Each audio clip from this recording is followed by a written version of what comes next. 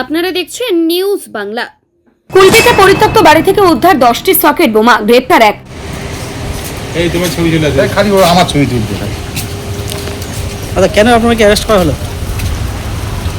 দক্ষিণ 24 পরগনার কুলপি থানার অন্তর্গত ছামনাবনি গ্রামে একটি পরিত্যক্ত বাড়ি থেকে 10টি সকেট বোমা উদ্ধারকে ঘিরেই চাঞ্চল্য ছড়ায় এলাকায়। গতকাল রাত্রে রহমতুল্লাহ পিয়াদা নামে একজন ব্যক্তি ছামনামণি গ্রামে থেকে অ্যারেস্ট হয়েছে, যার বাড়ি থেকে বোমা পাওয়া গিয়েছে। ঘটনায় রহমতুল্লাহ পিয়াদা নামে এক যুবককে গ্রেপ্তার করেছে কুলপি থানার পুলিশ। গোপন সূত্রে কুলপি থানার পুলিশ খবর পেয়ে গাজীপুর গ্রাম পঞ্চায়েতের ছামনাবনি গ্রামের একটি বাড়িতে বোমা মজুত করে রাখা হয়েছে। ছামনামণি গ্রামটা আরও উত্তেজনাপ্রবণ গ্রাম, যে গ্রামে সবসময় সন্ত্রাসজনক পরিস্থিতি লেগেই থাকে।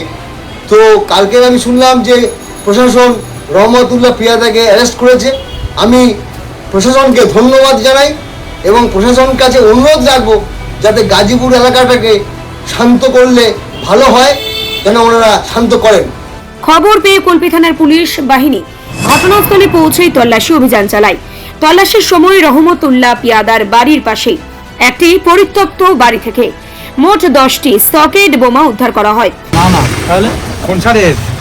আমিন বদ্দির ছোট ছেলে আমার বাড়িতে কালকে রাত্রে বোম দিয়ে গেছে পুলিশের সামনে। কে সেটা? আমিন বদ্দির ছোট ছেলে আচ্ছা, বলুন। পোকা পুলিশের সামনে কালকে রাত্রে বোমটা দিয়ে গেছে, তখনই আমাকে অ্যারেস্ট করে। আমি ওকে ধরতে যাই, পুলিশ আমাকে আটকায়। ইতিমধ্যেই রহমতুল্লাহ পিয়াদাকে গ্রেপ্তার করা হয়েছে।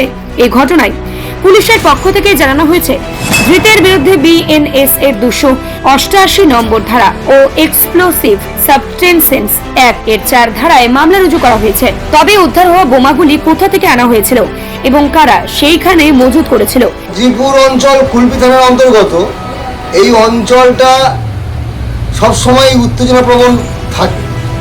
ওই অঞ্চলে কিছু খুন হয়েছে রাজনৈতিকভাবে এবং সবসময় অঞ্চলের মধ্যে সংঘর্ষ গন্ডগোল লেগেই থাকে। এবং ধৃতের সঙ্গে বোমার কি সম্পর্ক তা নিয়েই তদন্ত শুরু করেছে পুলিশ।